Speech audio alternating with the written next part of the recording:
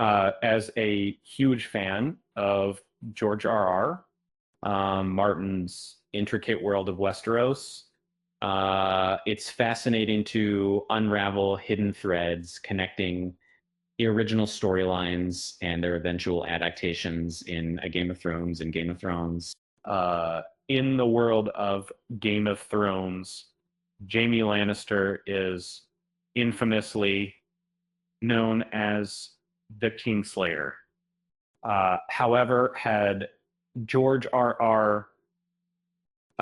Martin followed through with his original plan for A Song of Ice and Fire, Jaime might have been just as ruthless while sitting on the throne.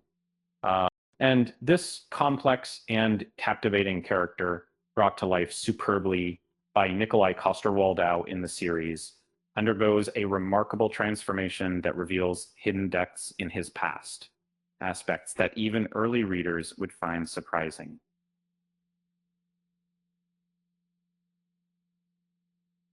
Jaime Lannister's rise to power. In 1993, George R.R. Martin laid out a comprehensive blueprint for A Song of Ice and Fire, which served as a framework for what was initially planned as a trilogy of novels. Among the key figures in this plan was Jaime, who was not just a significant character, but also a murderer, a renegade, and an individual destined to claim the throne, regardless of whoever might oppose him. Who did Jaime kill to become king?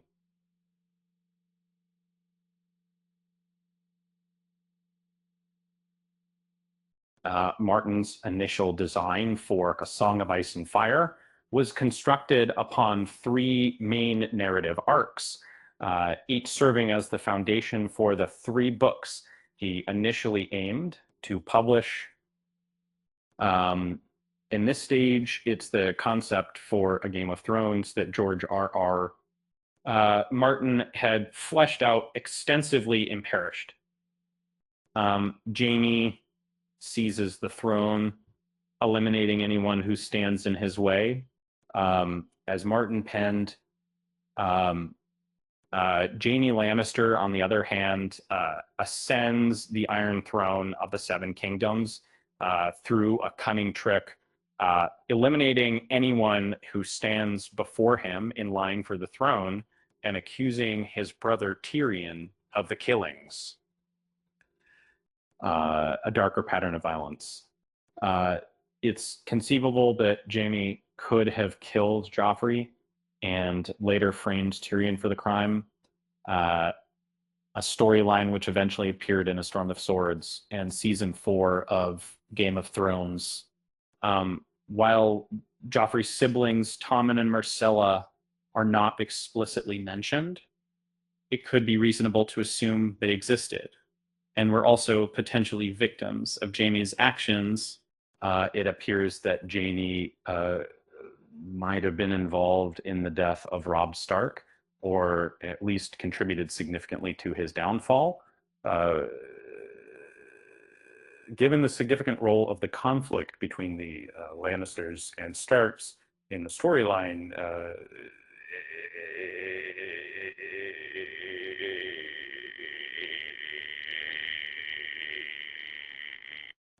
why did George R.R.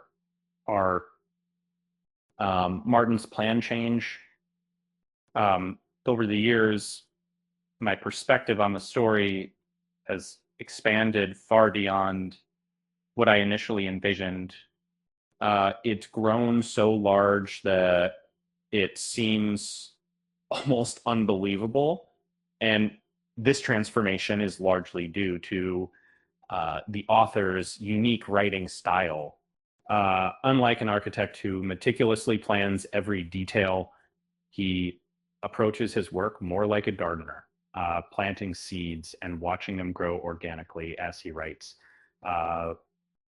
In the narrative of A Song of Ice and Fire, the struggle for the Iron Throne expanded significantly going beyond the initial Stark versus Lannister conflict to become known as the War of the Five Kings. The Game of Thrones subtle hints for Jaime to be king in the epic saga of the Game of Thrones and its television adaptation. Jaime is portrayed as a more merciless character who initiates his villainous role from the start by pushing Bran Stark off a tower.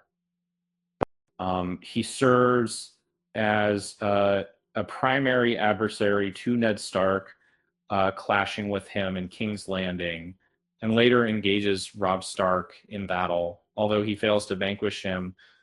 Other hints can also be found in the narrative.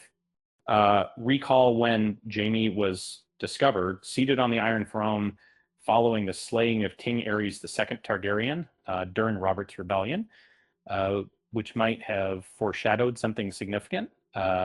Cersei took some of Jaime's original Game of Thrones story. It's unclear if Cersei was present when Martin initially designed his narrative for the book, but since Bran's coma is mentioned, it's plausible that she was there. However, her importance grew as the story progressed, not to about what stands out about her character is how she adopted many of Jaime's negative qualities over time. As a die-hard film enthusiast immersed in the world of Game of Thrones, I find myself drawn deeper into the power struggles that unfold, growing ever more ravenous for control and ready to cross any line, to seize and maintain it. In the series, this obsession ultimately propels her towards the throne, a destiny that seems less certain in the books, where Cersei's intelligence and central role in the plot are not as pronounced, taking points. It's hard to imagine her versus Daenerys is the final conflict since Younggriff, ostensibly Aegon Targaryen, son of Rhaegar Targaryen and Elia Martell, is Iron Throne before Dany arrives in Westeros.